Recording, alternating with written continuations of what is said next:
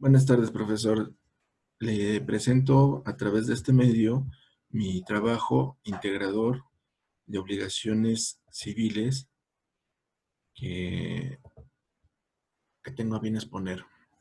Mi nombre es Julio César García Romano y el trabajo presenta la siguiente introducción que de manera muy compacta se la voy a explicar para que realmente vean de lo que trato lo que es el transcurso del trabajo. Nos dice que es importante identificar la obligación jurídica que tiene la persona llamada deudor de conceder a otra llamada acreedor una prestación de dar, de hacer o de no hacer, así como los elementos estructurales que llevan estas obligaciones civiles como el sujeto, el objeto y la relación jurídica de, del- de esta misma, de este mismo sistema. La forma para poderlo considerar y un vocablo más exacto tengo a bien expresarle que es una necesidad, una obligación es una necesidad para mejorar y caracterizar a la obligación, pues mientras no está obligado el sujeto, tiene la libertad de la acción. Esto conlleva a que, por otra parte, el que está obligado ha perdido cierto ámbito de libertad porque necesita actuar en determinado sentido. Sin embargo, surge, como bien lo mencioné hace rato, esa necesidad creada por la norma de derecho llamada obligación, pues así se manifiesta la coercibilidad de la norma jurídica. En ese orden de ideas, le presento aquí los conceptos básicos de las obligaciones civiles. La obligación, las obligaciones civiles es un derecho privado que está fundamentado en el derecho o que viene como antecedente el derecho romano y más tarde recopiladas y adaptadas en el Código Civil. Aquí quiero hacer especial mención que mi trabajo integrador lo realicé con base en el Código Civil Federal, que es el que emana todos los códigos civiles de los estados. No lo hice del estado de Hidalgo en virtud de que pues tengo aquí a la mano, te lo muestro, el código y se me hizo más factible poderlo soportar y documentar mi trabajo.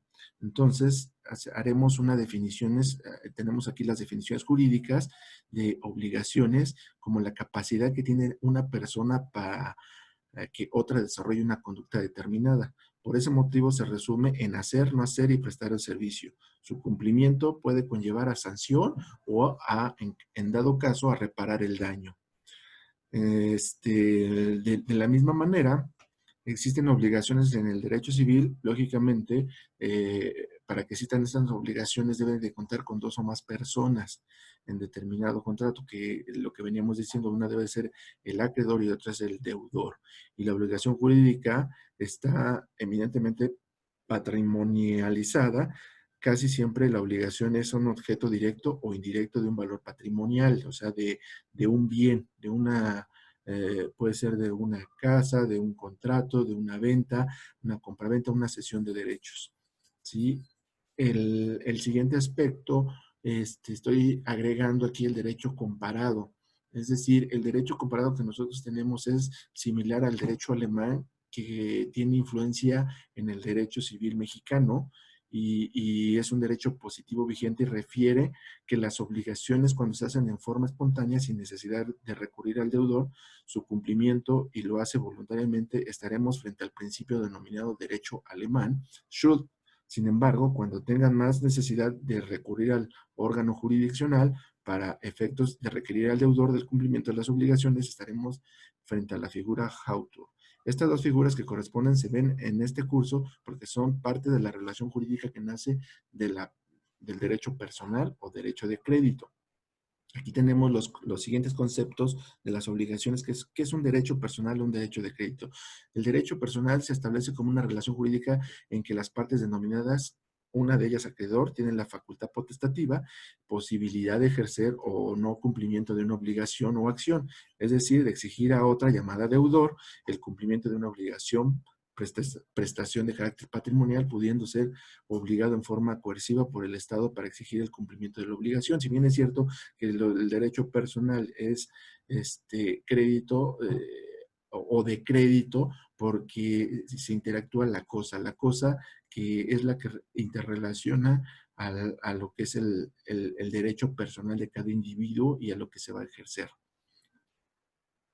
Tenemos el derecho real, que es una doctrina, que es un poder directo e inmediato que una persona tiene sobre un bien o un derecho, siendo oponible a terceros, pudiendo perseguir de quien lo detente, señalando como el clásico el derecho real, propiedad, pues el titular de este derecho puede usarse o disponer de disfrutar el mismo bien que arregló la ley, ¿no? Que está pues, manifestado ante una legislación. Los elementos del derecho real, pues es la relación jurídica, los sujetos que intervienen y el objeto, y aquí le estoy mostrando los conceptos de, de estos elementos esenciales del derecho de real a crédito. Luego entonces vamos a ver las clasificaciones de las obligaciones. Como hemos hablado anteriormente, el derecho privado es la relación jurídica entre las personas.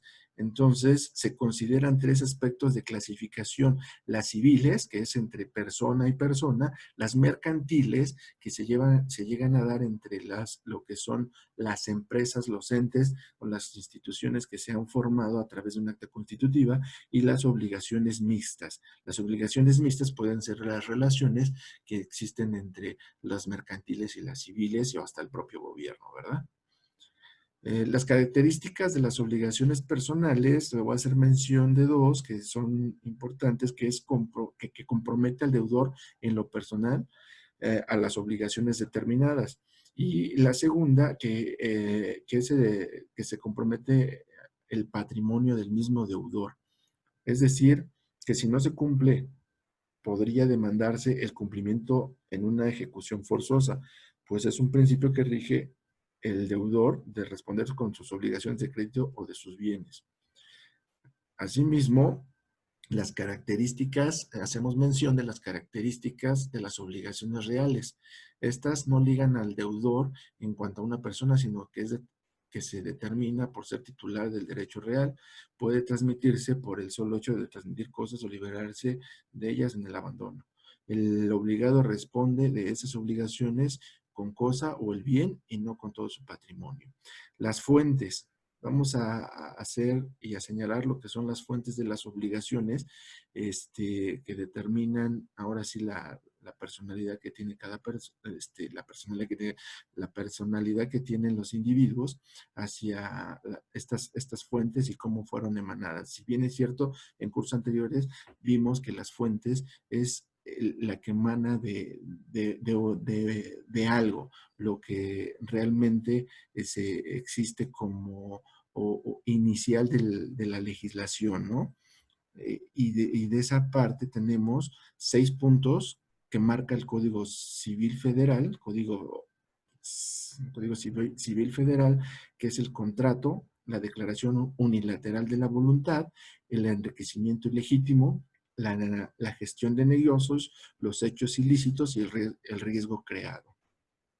Esto está fundamentado en el Código Civil Federal, como se lo mencioné, ahí están los artículos, se hacen mención de los artículos y de manera genérica se va a hacer mención de lo que es un contrato, de lo que es la declaración unilateral de la voluntad, la oferta de venta al público, el concurso de promesa de recompensa, la estipulación a favor de terceros, títulos del orden del portador, son conceptos que vienen directamente de estas fuentes. Enriquecimiento ilegítimo, que lo establece el artículo 1882 del mismo código, y los elementos. Aquí vamos a hacer una pequeña pausa porque los elementos del enriquecimiento ilegítimo viene siendo la doctrina que nos enseña que para que se dé esta figura jurídica como fuente creadora de obligaciones debe darse los siguientes elementos: que el enriquecimiento sea sin causa justificada, que haya un empobrecimiento, una relación de casualidad entre los enriquecidos y el empobrecido y la devolución del empobrecido atendiendo la buena o mala fe. Con el concepto de daño, vamos a especificarlo aquí dentro del mismo trabajo integrador. Todos son los requisitos del pago indebido. Todo esto viene siendo parte fundamental de lo que son las fuentes de las obligaciones. Los hechos y los actos ilícitos forman parte, la culpa grave, la culpa leve, la culpa levísima y por último, del riesgo creado. Esos son los conceptos que integran las fuentes de las obligaciones. Ahora bien, vamos a hablar de las formas de transmisión de estas obligaciones. Se ha comentado que la transmisión de estas obligaciones, y lo hemos expresado en la clase, son la cesión de los derechos, la cesión de deuda, la subrogación y la asunción de una deuda que es eh, la misma que una remisión de la deuda. Y de igual manera se hace mención de la cesión de derechos, que también se llegó a tocar y está fundada y motivada en el artículo 2029 del Código Civil Federal. Los efectos jurídicos del cediente y cesionario, los derechos que admiten la cesión, todo esto son los conceptos que durante la investigación pues, se pudo concretar en un libro de derecho de obligaciones. La obligación de los derechos de las partes, las obligaciones de los cesionarios, la cesión de deuda, contiene todo eso, los requisitos para el consentimiento y efectos de la cesión de deuda, que es la doctrina, la nulidad de la cesión de la deuda, la subrogación y la parte que viene de la subrogación está dividida en dos, la subrogación personal y la subrogación o subrogación real, perdón. Luego tenemos la asunción de deudas y por último tenemos la extensión de las obligaciones. En este último apartado vamos a ver el capítulo previsto en el código que comprenden desde el 2185, 2206, 2209, 2202, 2213 del Código Civil Federal, que nos marca cuáles son las formas de extinción de estas obligaciones. ¿Cuáles son? Pues la compensación, la confusión, la remisión de la deuda, la novación y la dación del pago. De ahí en fuera, pues igual se